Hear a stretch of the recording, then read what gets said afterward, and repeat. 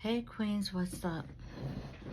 What is up, Queens? Let me see. I'm gonna turn my thing right here so I can get a little bit more comfortable. Let me get in the seat a little bit better. Okay.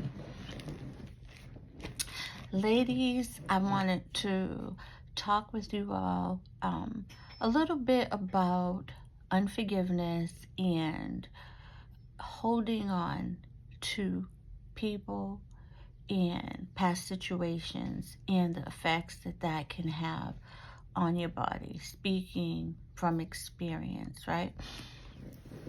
So for me, there was a time when I did not know anything about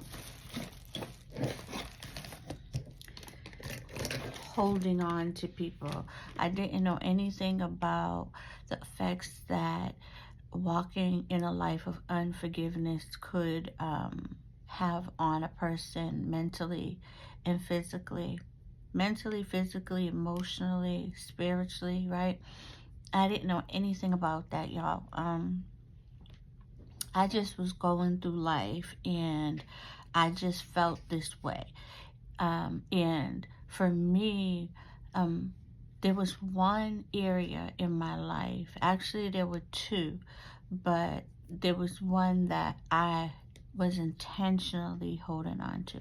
So the second one was more like me needing to get to a space of forgiveness, right?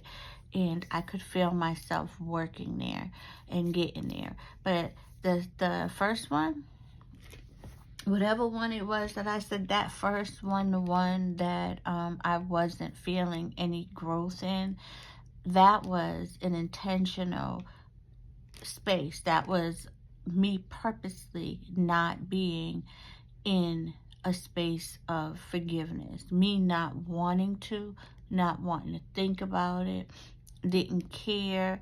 I would be having conversations with the Lord, going back and forth, because that's how I am with him. You know, I talk to the Lord because he's my daddy, right? And I should be able to talk to him if he's my daddy, right? I should be able to be transparent. I got all this stuff on my desk, y'all. I should be able to be transparent with him about how I feel. And I was bucking hard against, I could clearly hear that I needed to let this person go, the person, so that you guys are clear as to why this was so hard, was the person that molested me right around the time I was between 6 and 7 years old. And I held on to him for a very, very long time. It wasn't until I was in my 30s that I told my mom, and I was in my 40s, my late 40s to very early 50s maybe. I want to say late 40s when I told my dad that it had happened to me. And, I held on to it initially as a child, of course, because, that's part of their game. That's how they keep you, in their cycle, is by putting that fear in you. So, of course, he had said things like he would hurt my mom, and my mom and dad had just separated. And so, and he knew them. He spoke to them in the neighborhood and stuff like that. So when he said things like he would, wait a minute, I gotta plug my phone in here. When he said things like he would, hurt them, or, hurt my sister, hurt my family, I believed him because he was somebody in the neighborhood and they knew him, and I was the little kid, right? But fast forward back to this forgiveness thing. So I walked in this state of unforgiveness. And I mean, I would be at the altar, I would be at church at the altar, and I could feel the Lord tugging at me about it. And I would be like, absolutely not. No, we deuces to that one. Father, no, I'm not going to forgive him. And at that time, let me say this, I didn't know if this person was even alive. That's how long it had been since I saw the person or anyone had mentioned them, right? But I just felt in my heart that if I don't know if it was my heart, but deep inside of me, that if I forgave him, that I was like basically saying that it was taking the severity of what he had did to me away. Like by me forgiving him, that I was saying that it was okay somehow, right? And, of course, now I can say to all of you guys out there who may be in that same space that in of itself is a trick from the enemy to keep you in a state of unforgiveness because of the damage that it does to us physically, mentally, emotionally, and spiritually, right? Because think about it, y'all, like I was now walking in a space of disobedience, right? Because I could hear the Lord tugging at me to begin this process, to release it, right? And I was like, no, you can have this one, you can have this one, we can work on this, and that, but I am not forgiving him. And like I said, it wasn't until well, let me back up a little bit. One of the things that kept coming to me is that I had to share it with my mom and dad.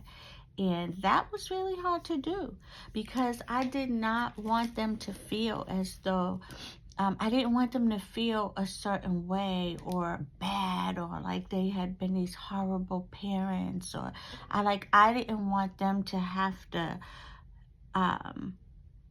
revisit my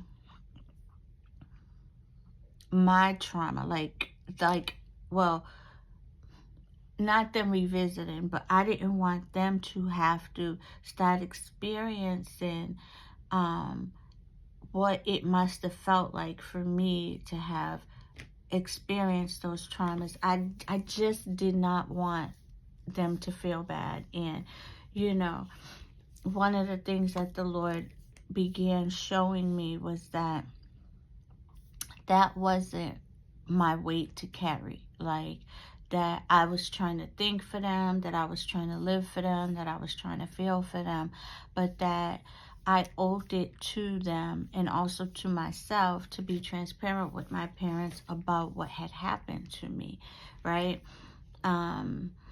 Because for them, it could explain some of the things that they had witnessed me experience in life, some of the poor decisions I had made, but just some of the things I had gotten stuck on in terms of growth, just whatever, right? And so I told my mom first, and that was in my 30s, and then my dad, my late 40s, early 50s. And what happened was that I began to feel myself, a weight being lifted off of me, right? When I told my mom, it was just like, right? I felt the weight that had been on me, right? But then when I told my dad, right, it was just like there was a freeness that came with that, that I did not realize that I had been carrying, right? I knew that I had been not telling them, but I had not realized that there was a heaviness, there was a weight that was associated with me not being transparent with my parents about what had happened to me. So that in of itself was freeing, right? That in of itself, I believe, is what began me being able to work on forgiving the man that molested me as a child. And I'm not 100% there. I'm still working on it, right? But I know that, now I'm not playing tug of war with the Lord about it, right? Now I am truly trying my best to leave it on the altar and to do the work necessary so that I am uprooting the seed that was planted in me when I was molested. And so I want to take what my testimony, one of my many testimonies, that I just shared with you, and I want to encourage you to make sure that one of mine was unforgiveness in relation to someone who had molested me, right? And the heaviness and the damage that possibly has been doing to my body, right? The physical damage that could have been going on inside of me, right? I know the emotional and spiritual damage that had been done initially, because there was a time when I was just angry with God. I was like angry, like, why did you allow this man to do this to me? I was just this little girl. I was a child. Like, I wasn't making, I didn't know how to make good decisions, right? It was the game was fixed on his side in relation to the things that the enemy was able to do, right? How the enemy was able to use him, right? So I say all that to say, wherever you're at, whatever you're holding on to, whoever you may be holding on to, the unforgiveness that you may be walking around with, the battle that you may have going on inside of you, right? The depression that could be there, the aches and pains, the migraines, the headaches, right? The depression, the anxiety, or whatever, the PTSD, right? And whatever it might be, the back pain, right? The aches, the fibromyalgia that they can't figure out where it's coming from, right? Whatever, all that stuff, and whatever you may be holding, those things are examples of how our body could be responding to unforgiveness, right? Because of how it attacks us. Because it first starts out, even though some of these things, right, might appear that they're first starting out emotionally and physically, it all starts spiritually, because those type of things don't come from God. They are the devil trying to destroy you. And if you recall, I mentioned the seed that was planted in the work that I needed to do to uproot that seed, right? So that because it's not even a seed now, it's a freaking tree that done grown, because at the time when it was probably a bush, I was like, absolutely not. I got him right here, and I'm holding on, and I hope that he is in pain forever and ever, and I hope bad things happen to him, and this and that, and whatever else I was thinking. But like I said, I didn't know one way or the other. I didn't know if he was alive or dead, or if he was being tortured, or if he had been delivered, if he was now a child of God. I didn't know anything. And I didn't want to know anything, right? But I was holding on to all this weight that was associated with him, this unforgiveness, this ickiness, this hatred and anger and wanting to do bad things to him, all things that are not from the Lord. So the enemy also had me hooked up and trapped in and latched in that way. And so what I was trying to get at was do an assessment of yourself, Queens, and what things are you holding on to? Who are you not forgiving? What situations are you not forgiving? Um, what people, what situations have happened that have traumatized you, and you are holding on to those situations so that they never happen again because you don't want to forget them.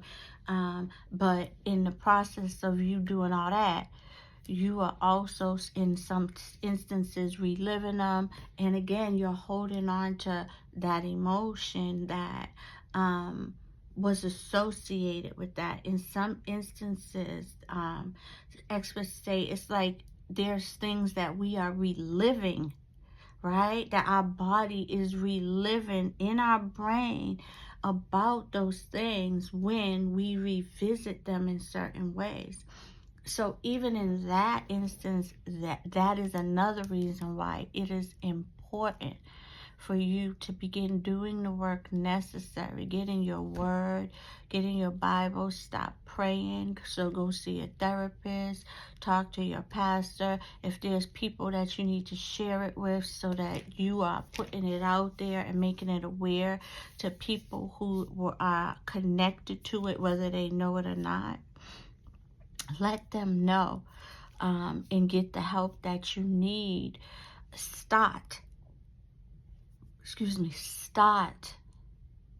begin the work necessary to release yourself from the bondage associated with living in a space of unforgiveness does. I hope this has helped. Love you guys with the love of the Lord. Later.